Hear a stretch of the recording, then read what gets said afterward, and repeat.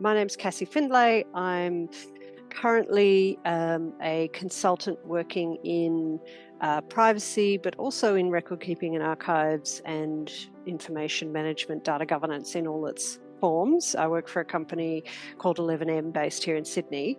And prior to that, I have had a variety of roles, in the private sector and consulting, but also a long stint with what was then, it's still State Records New South Wales, and mainly digital record keeping and digital archives.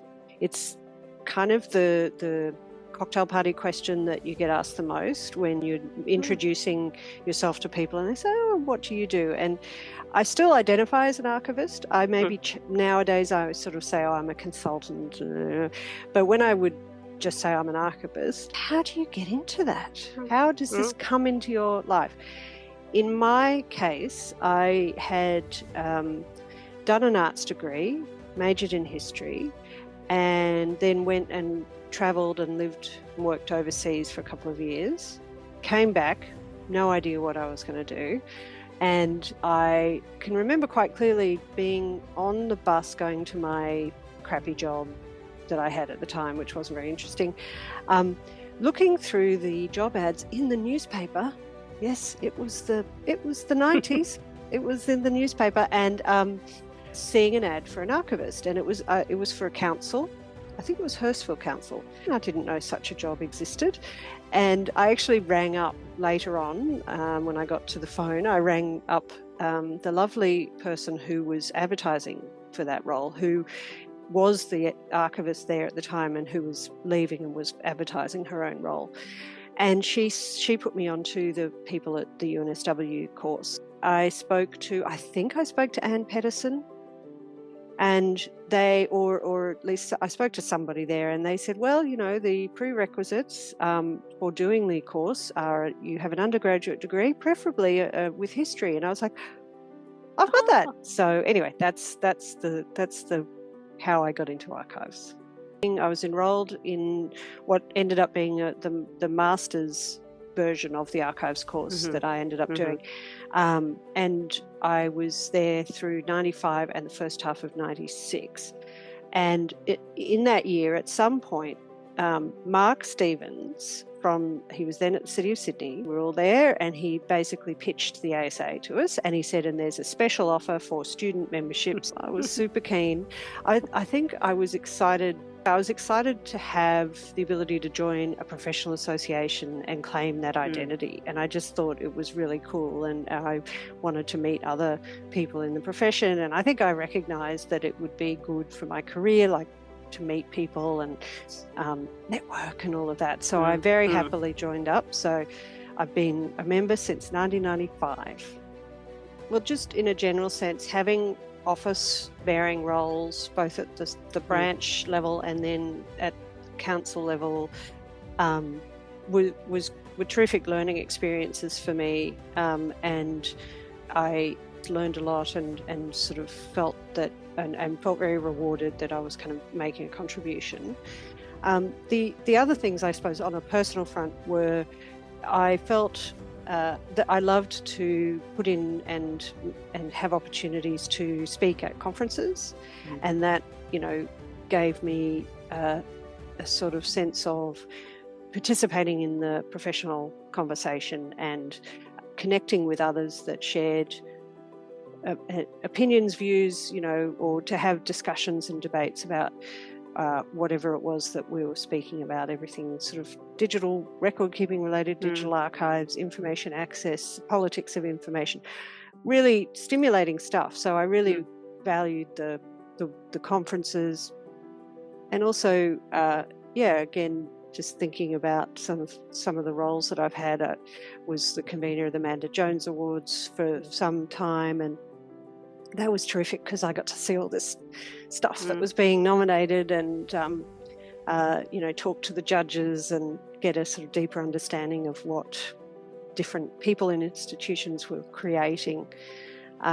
And also the SIGs, I was in the government SIG, I was in the digital records SIG.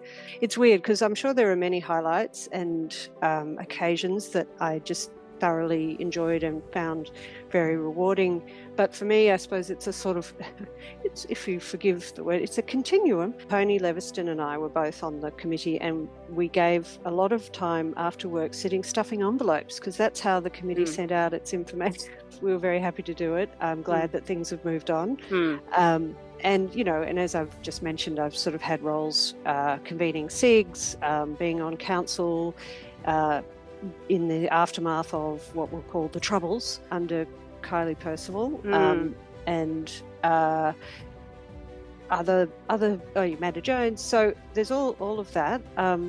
I think also one of the things I'm really proud of is that when I was working with Record Keeping Innovation, I developed the e-learning modules for the ASA, the Archives and Manuscripts e-learning modules, and that was Kylie's idea, and she really sort of was very keen for it to go ahead. So, you know, I ended up sort of engaged to do the work, and we were very modest with the fees, you know, the sort of costs of it to the ASA. We did it really on a shoestring, but ultimately I think, and it seems to have been very successful. So I'm really proud of that, and I'm really glad that it was something that could bring money into the ASA, you know, particularly in that period where it was rebuilding after a bit of a crisis. Well, I mean, I think the ASA has provided a foundation for a lot of the sort of intellectual discovery that Australian Archives has been known for. So through Archives and Manuscripts, of course, some of the really seminal articles that have pushed forward the conversation on everything from approaches to record keeping that are based around understanding business process rather than anything else, and the you know, the role of record keeping metadata, the very important work of sort of redefining record keeping as something that occurs in many, many contexts and for many purposes, but at its core is one thing that we, you know, apply the same principles to. So the work of Frank Upward and Chris Hurley and Barbara Reid and Sue McKemish, all of that. So I think, and having spent time living overseas, you know, I definitely know that that is understood as paradigm-changing thinking, and where I saw, for example, living in the United States and connecting with archivists there, that some of whom are still sort of working in, I guess, what you would regard as the other models, and in the sort of dynamic, ever-changing world that we're in. That I think, and it, you know, the ASA, both through the journal and seminars and talks and, you know, conferences, has sort of fostered that in many ways. And then at a sort of less, you know, that's the sort of intellectual forefront. I think, you know, in a very practical way, the ASA provides resources, support, connection, you know, community to people on the coalface. So whether it's a school archivist, whether it's, you know, lone arrangers, people working on their own, which many of us can be in sort of in what you would regard as classical archival roles. The ASA is a real lifeline. The ASA has published tools and things that have been incredibly useful, like the Schools Records Retention Authority. So it is an incredibly valuable body that both just punches way above its weight in terms of both being internationally known and respected and providing real practical support to its members.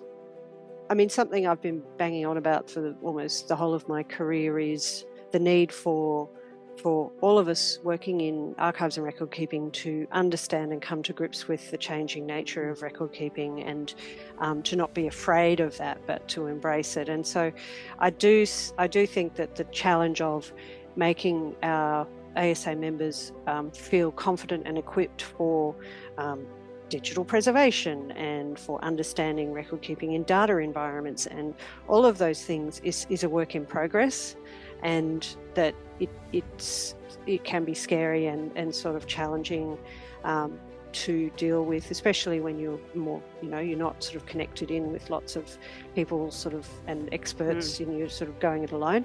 But I think the ASA has a real role to play there and it's doing wonderful things with, the DPC membership and, keeping that conversation going. I think, like all professional associations that are smaller, the ASA will no doubt be buffeted by the sort of bigger challenges in the world, and remaining financially viable, I think seems to be doing great now. So that's fantastic, and just not sort of straying too far from some of the things that have been set up to ensure that. And making sure that members are getting the value that they need. And those are probably a few of the things that I would say the ASA should think about.